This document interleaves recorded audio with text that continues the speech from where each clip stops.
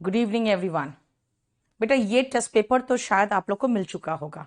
एक बार आप लोग किस बैच के हो, अगर ये टेस्ट पेपर आपके पोर्टल पे अपडेट नहीं हुआ तो करा दूंगी मैं। लेकिन अगर नहीं हुआ है तो ये व्हाट्सएप ये हमें कमेंट बॉक्स में लिखो कि अपडेट नहीं हुआ है अपने बैच कोड के साथ, तब मैं करा दूंगी, ठीक है। लेकिन इसको मैंने थोड़ा सा डिफरेंट फॉर्मेट में सिर्फ बना दिया ताकि आपको दूर से जो पढ़ने में दिक्कत हो रहा था ना, तो आज जो 6 पैसेजेस है, ये 2016 का पेपर है, 30 नवंबर का।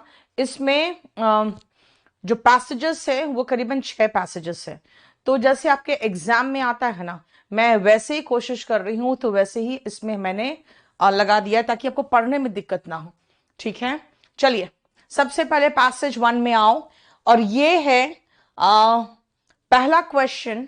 The expression customs and ceremonies means. अब बेटा ममता मैं इसमें कराऊंगी ना बेटा, आज यूट्यूब में क्यों कराऊं। अब सुनो ध्यान से, अगर मैं इसमें अगर देखूं तो एक्सप्रेशन कस्टम्स एंड सेरेमनीज, बेटा कस्टम्स एंड सेरेमनीज का मीनिंग तो मुझे पता है, लेकिन अगर मैं इसमें ढूंढने की कोशिश करूं तो तुरंत मुझे मिल जाएगा कस्टम्स एंड सेरेमनीज कहां है। देखो, to carry out the right of communities and caste to carry out the customs and ceremonies।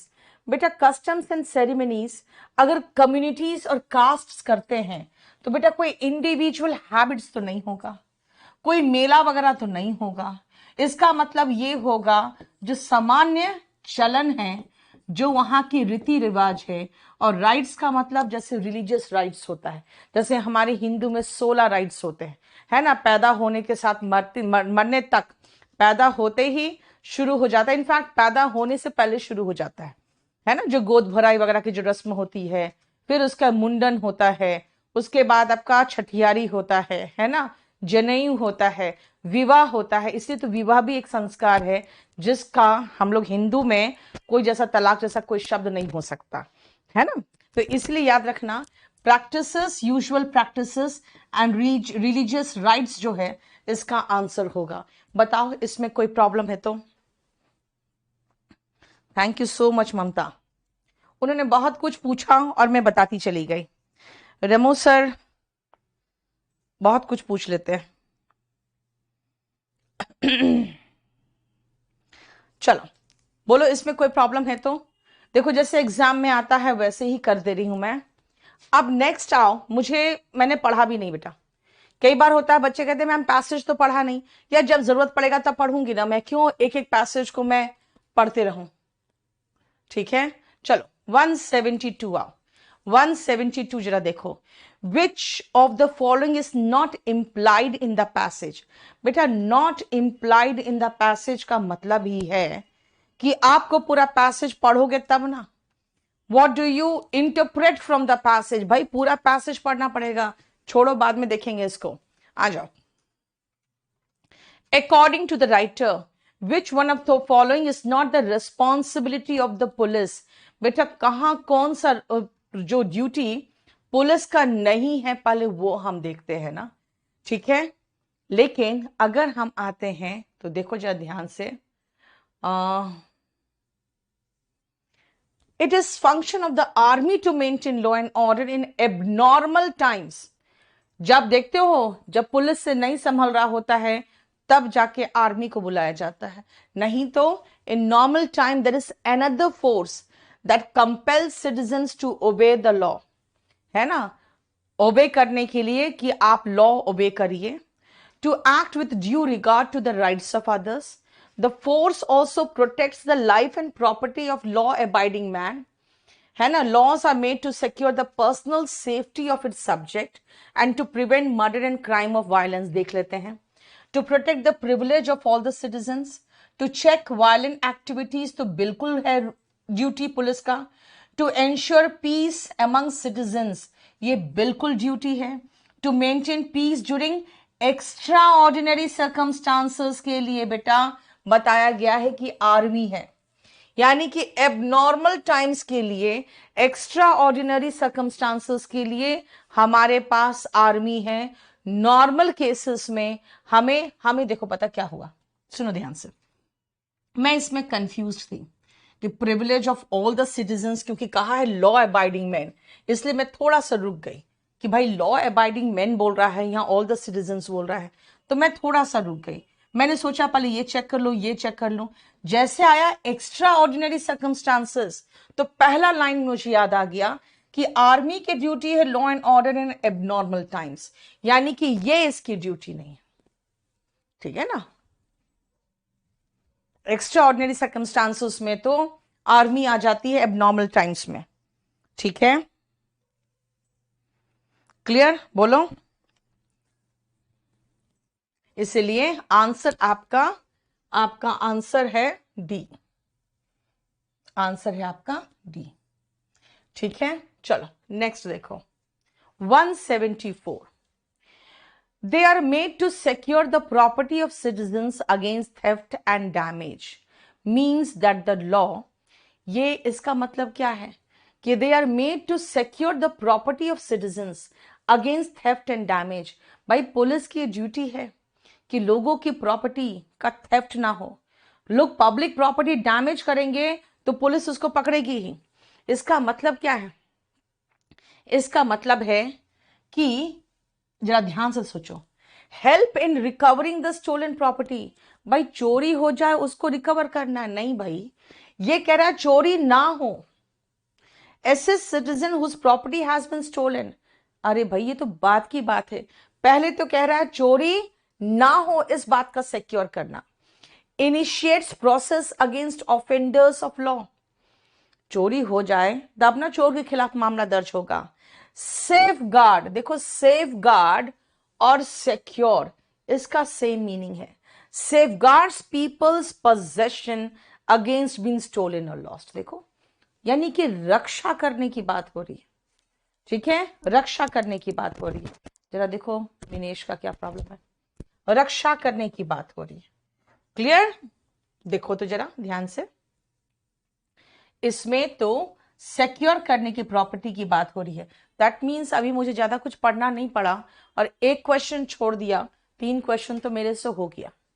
The last sentence of the paragraph passage implies, the last sentence, बेटा लास्ट सेंटेंस का मतलब होता है जहां से फुल स्टॉप शुरू हो रहा है और फुल स्टॉप के बाद का सारा सेंटेंस, यानी कि ये sentence. The supreme control of law and order in a state is in the hands of the minister who is responsible to the state assembly and acts through the inspector general of police। यानी सबसे ऊपर जो होता है वो होता है police में इंस्पेक्टर जनरल ऑफ पुलिस। ये इंस्पेक्टर जनरल ऑफ पुलिस किसके अंडर में आएगा, कौन इससे काम देखेगा? In the hands of the minister, उस मिनिस्टर के हाथ में होता है जो law and order of the state maintain करना है, यानी जो लॉ मिनिस्टर होगा, law minister, then superintendent general of police, और उसके बाद उसके नीचे हायरार्की होता है। इसका मतलब क्या कहा?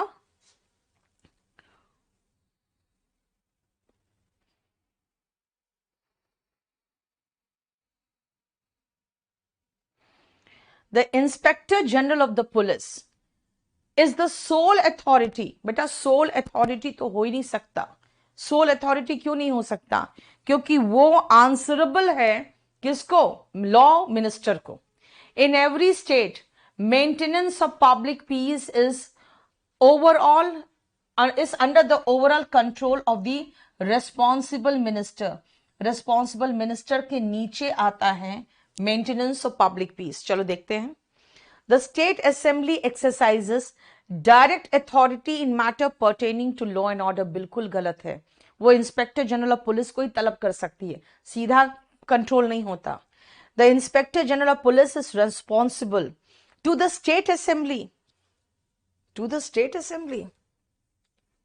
The supreme control of law and order in a state is in the hands of the minister who is responsible to the state assembly, है ना?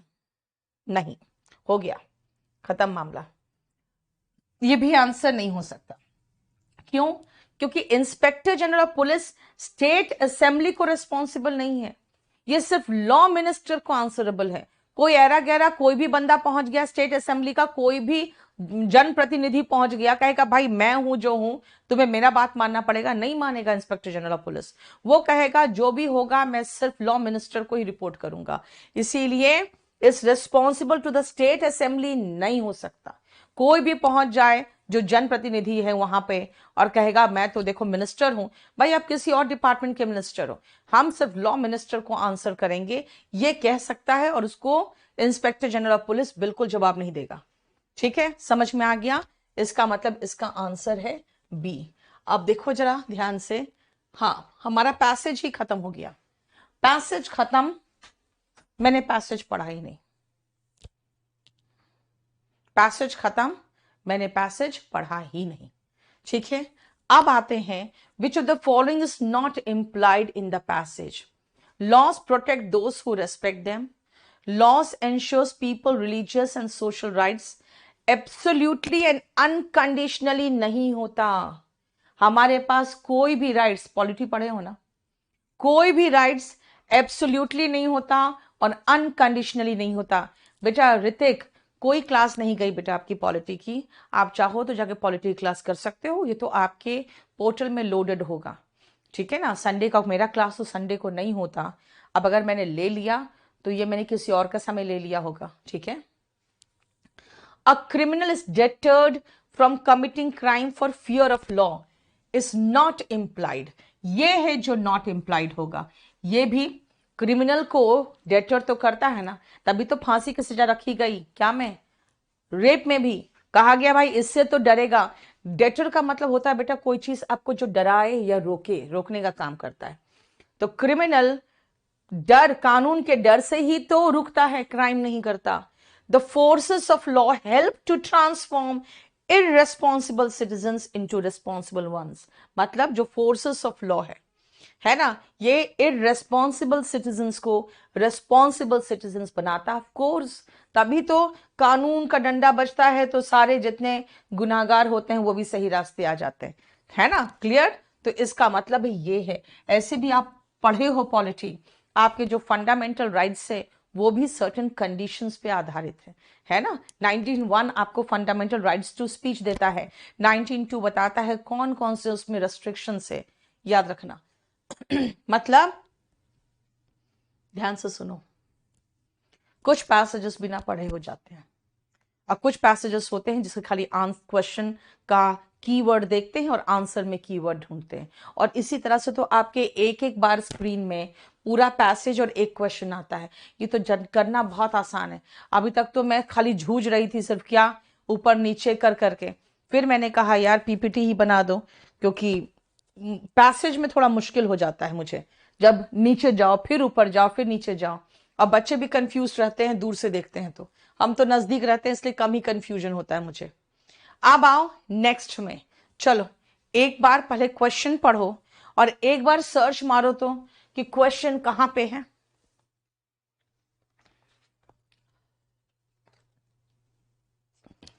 What is the effects of the word choice riparian? What is the effect? Effect क्या है?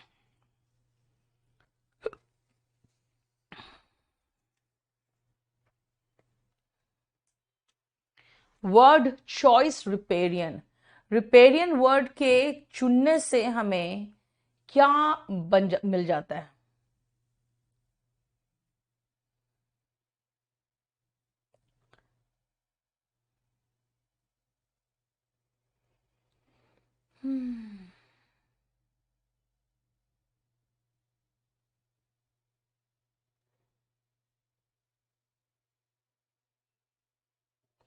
बेटा मेरे पास उतना समय नहीं है। रिपेरियन का effect of the word choice, riparian vegetation can help stabilize, कहाँ है यार?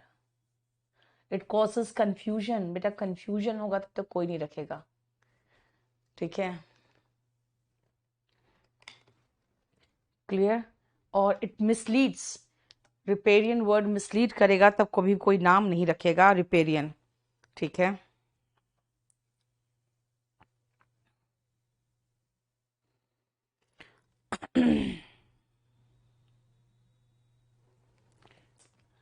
It seems कंडेसेंडिंग। कंडेसेंडिंग का मतलब होता है अपने आप को सुपीरियर दिखाना। चलो, the green band of vegetation along with water course, पता नहीं, समझ में नहीं आ रहा है। कहीं पर है, देखो तो कहीं पर है कि रिपेरियन वर्ड क्यों चुना गया है। एकदम बहुत सरसरी तौर पे देखो, रिपेरियन वर्ड क्यों चुना गया है, पता नहीं क्यों चुना गया यार। छोड़ो, आगे बढ़ते हैं, बाद में देखेंगे, ठीक है, बाद में देखेंगे। नहीं पता चला मुझे भाई, रिपेरियन वर्ड चॉइस, रिपेरियन क्यों चुना गया ये वर्ड को, कहीं मुझे मिल ही नहीं रहा। चलो, what is the overall sense conveyed by the author, भाई ओवरऑल सेंस की बात कर रहा है ना। When the specific bird that live in riparian areas are listed in the passage, अगर listed है जो passage में जो सारे birds, उसकी बात कर रहा है, तो ओवरऑल क्या है। सबसे पहले तो मुझे देखना पड़ेगा कि birds कहां पे listed है, ठीक है, birds कहां पे listed है।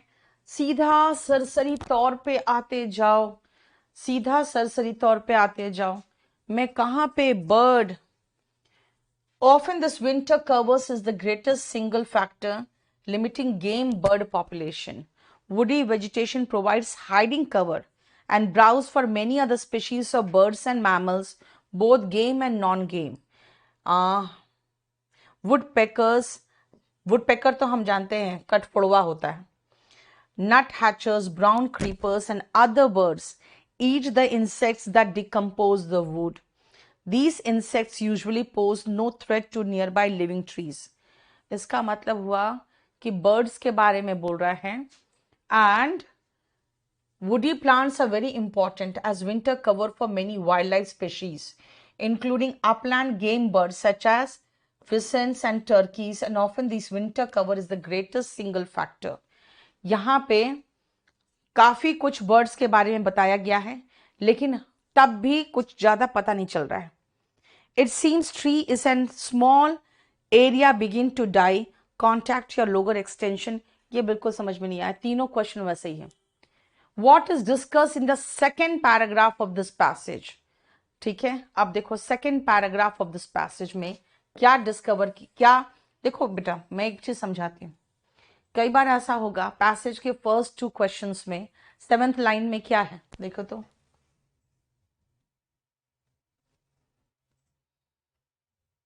बेटा रिपेरियन एरिया, सो रिपेरियन वेजिटेशन यहां पर भी है। इसका पूछा है चॉइस ऑफ वर्ड क्या है इसमें, ठीक है। चलो रुको, अभी ध्यान से सुनो। हो सकता है फर्स्ट सेकंड थर्ड क्वेश्चंस में आपको प्रॉब्लम हो, लेकिन जब आप इतना स्पेसिफिक क्वेश्चन में पहुंच जाओ ना कि second paragraph of this passage में क्या है, तब इस तरह के क्वेश्चंस तो हम जरूर करेंगे पहले। और अगर 1-2 क्वेश्चंस नहीं हो तो घबराना नहीं, जब आप पैसेज धीरे धीरे 1-2 क्वेश्चन से पढ़ लोगे ना, तो आपको बहुत कुछ समझ में आ जाएगा। जैसे 71 to 75 में 72 छोड़ा था, बाद में हो गया, इसलिए कहते हैं रुकना। What is discussed in the second paragraph of this passage? In many parts of the arid west, arid मतलब होता है सूखा, trees and shrubs are found only in riparian areas. सिर्फ riparian areas में ही trees और shrubs है। Woody plants are very important as winter cover for many wildlife species, including upland game birds such as pheasants and turkeys. है ना, woody plants बहुत important है, ये winter cover का काम करता है, क्योंकि विंटर में बचने के लिए वुडी प्लांट्स की जरूरत होती है। Often this winter cover is the greatest single factor limiting game bird populations. ये विंटर कवर ही है जो इनके ग्रेटेस्ट सिंगल फैक्टर है, जो बर्ड पॉपुलेशन को लिमिट करता है। Woody vegetation also provide hiding cover and browse for many other species of birds and mammals such both game and non game. इसका मतलब याद रखना कि ये क्या करता है, कवर प्रोवाइड करता है। अब जरा देखो तो आंसर 178 का क्या होगा, 178 का आंसर देखो क्या बोलना चाह रहा है, जल्दी बताओ, जल्दी।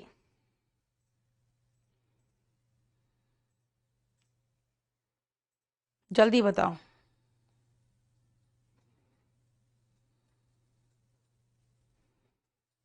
जल्दी।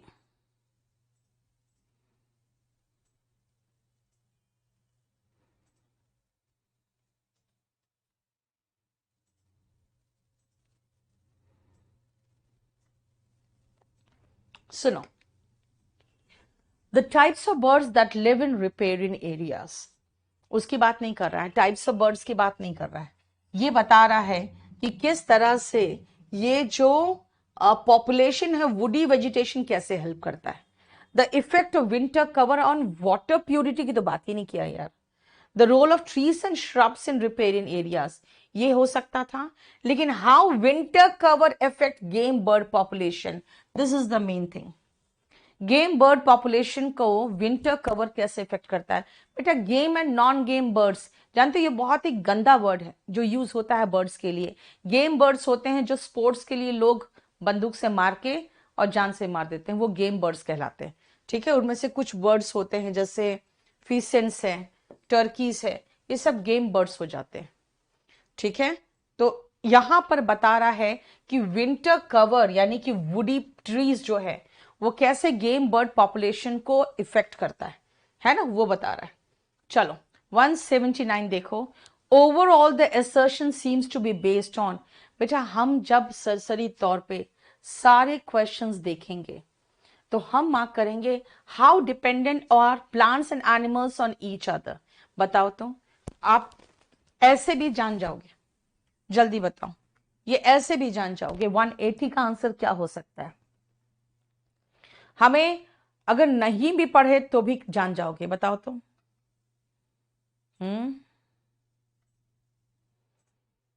बताओ,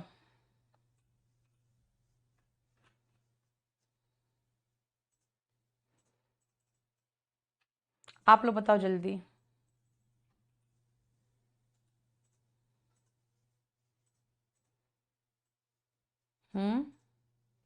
how plants and animals depend on each other, how dependent.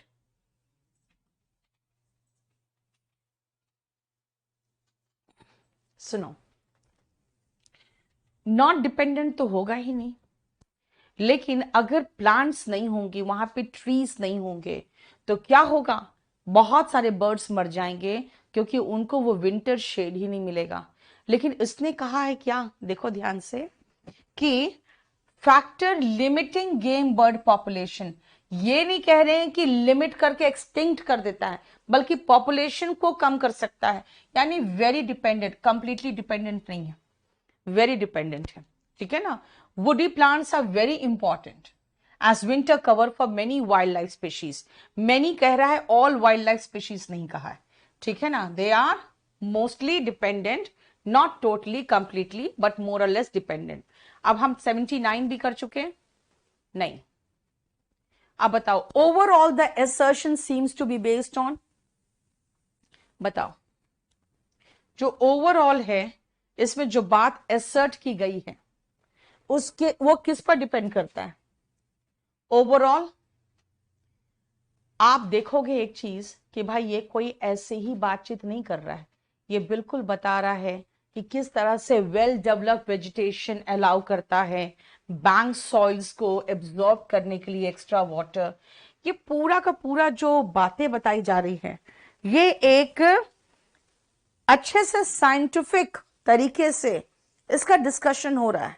इसीलिए यहां पे रैश ओपिनियन, लापरवाह ओपिनियन नहीं है भाई, कोई इमोशनल कन्विक्शन नहीं है यहां पे, कोई आपको इमोशनल नहीं कर रहा है, ये नहीं कह रहा है आपको नहीं मारना चाहिए, आपको सोचना चाहिए, ये सब नहीं है। और कोई कंक्लूसिव एविडेंस की बात कर रहा है। खुद देखो ना, several trees in a small area begin to die, contact your local extension agent immediately. यानी कोई इनकंक्लूसिव नहीं है, प्रॉपर कंक्लूजन दे रहा है कि देखो इस तरह से प्लांट्स पे एनिमल्स डिपेंड कर रहा है, बर्ड्स डिपेंड कर रहा है। इसीलिए अगर आपकी जगह पे ऐसे पेड़ अचानक मरने लगे और भारी संख्या में, तो तुरंत आप लोकल एक्सटेंशन एजेंट को आप संपर्क करें। इसका मतलब इनकंक्लूसिव भी नहीं है, facts derive from scientific literature. देखो साइंटिफिक लिटरेचर से सारे फैक्ट्स को डिराइव किया गया है। ठीक है, ये सब साइंटिफिक है, कुछ भी इमोशनल नहीं है, कुछ भी लापरवाह तरीके से नहीं है, कुछ भी इनकंक्लूसिव नहीं है। ये तीन जो वर्ड है, इस तीन वर्ड ने हमारे ये तीन आंसर को खत्म कर दिया।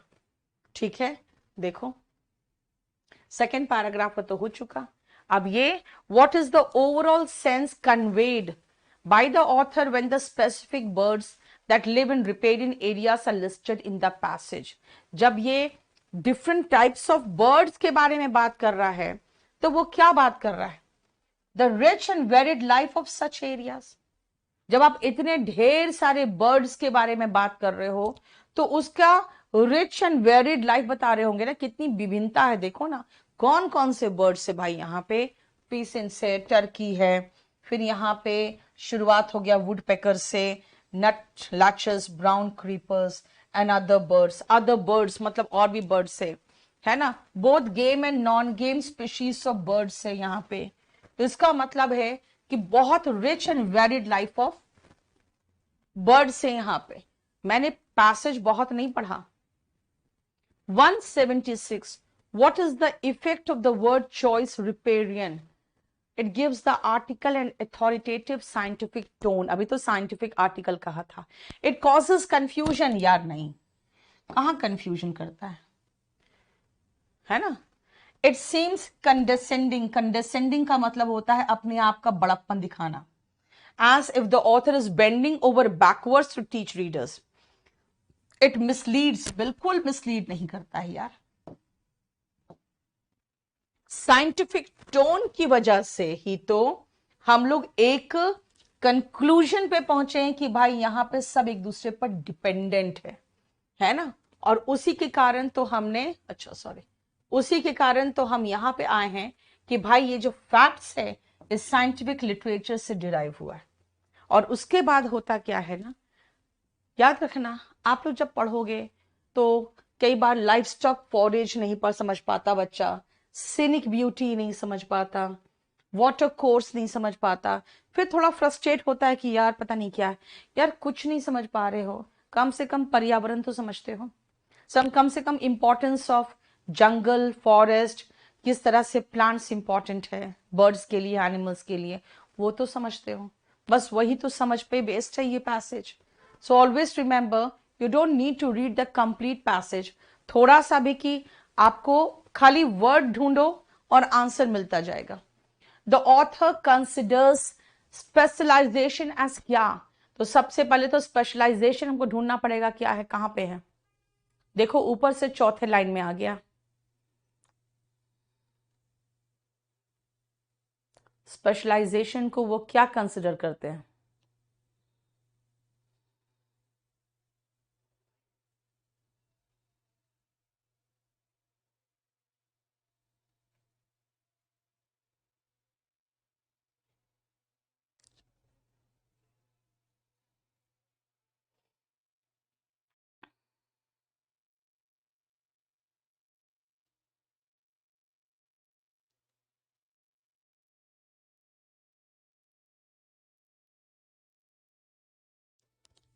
बोलो स्पेशलाइजेशन क्या है?